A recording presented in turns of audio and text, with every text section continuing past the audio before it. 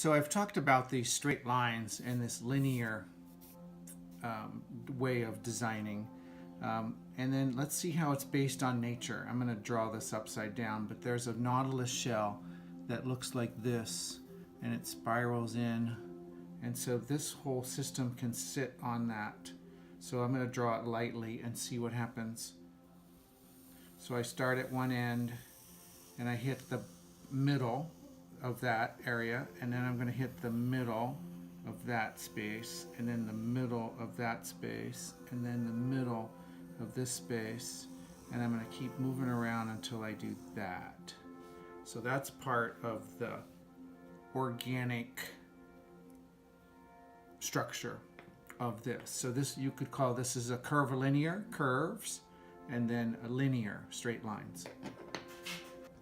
In this next section, then we're going to use our compass.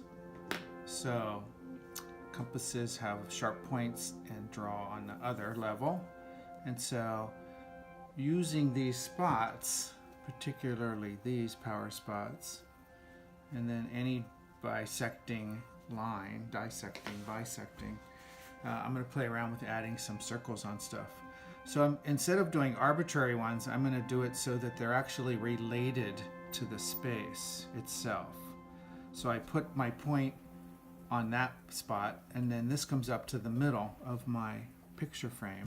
And then the way that I use a compass is I put pressure on this, and then I tilt it, and then I move it around, keeping the pressure on that line, on the point. And that's how I can keep my circle.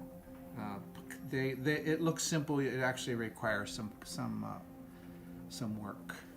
So there's a perfect relationship somehow, because half of that circle is related to that space there. So I could repeat it and just keep the same space on my compass, having unified shapes. I could make larger ones.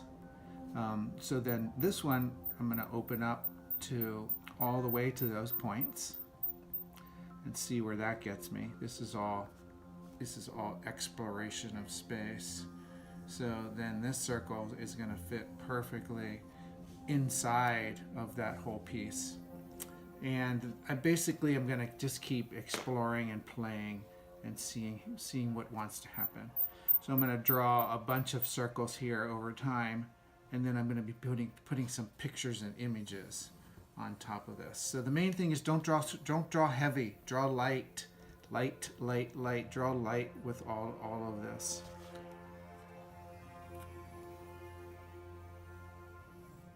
So all of these are just explorations of something. I'm just getting a bunch of pencil lines down just to see and be curious. And so now I'm adding a curvilinear line, right? A circle and a square, rectangles, that star shape. So I'm just going to keep working on this. And then the next thing is to transfer some images onto here. So I've already shown how to be using some of the paper, right? The tracing paper. So now I'm going to talk about transferring it. So on my image that I've taken off the computer is whatever you pick, right? So we've got a hummingbird. So I'm either going to use it this way or that way. These are my two choices. One of these ways is where I drew it right off the computer, and there's pencil marks on this side of the paper. And then this one has no pencil lines on the paper. Basically, I need to figure out what side I'm going to use, and then put pencil marks on the other side. So let's say I drew it like this, and now I actually want it this way. So what I need to do is I need to turn it over, and I'm going to turn it over, and then I'm lightly going to draw over my pencil work just enough that I can see it, and I don't want to take too much time.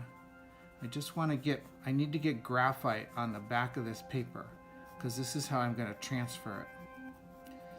So not too much and not too little. This is where it takes your practice. You want to have a four B pencil. Don't use mechanical pencils at all. So here I'm putting enough information down that I can get to it. I got that.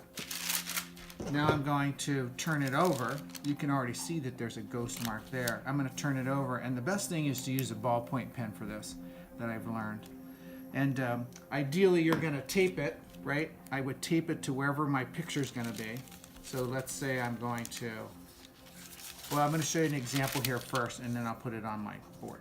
So the example is that I'm going to then draw this just lightly, and I want to make sure that my hummingbird, that I can see it, right? So that's my transfer.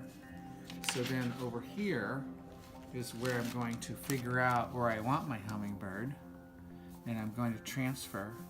I'll put the hummingbird's eye right there. I'm going to tape it so it doesn't move, and then I'm going to transfer this by just lightly drawing over.